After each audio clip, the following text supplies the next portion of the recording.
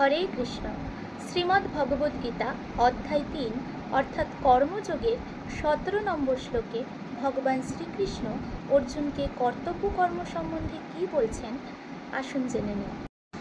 यस्मात्मरतिरेव स्वात् आत्मतृप्तश्च मानव आत्मन्येव च सन्तुष्टस्तस्य कार्यं न विद्यते। অর্থাৎ কিন্তু যে ব্যক্তি আত্মায় রমণ করেন, আত্মাতেই তৃপ্ত এবং আত্মজ্ঞানী, তার কোনো কর্তব্য কর্ম নেই।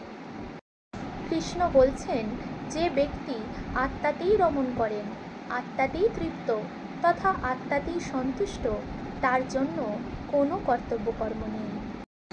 আত্মার মানে এখানে সবথেকে বড় সত্য, আর যে সত্যকে বোঝে, সত্যতে খুশি থেকে সত্যতেই থাকে, তার জন্য কোনো কর্তব্য কর্ম নেই।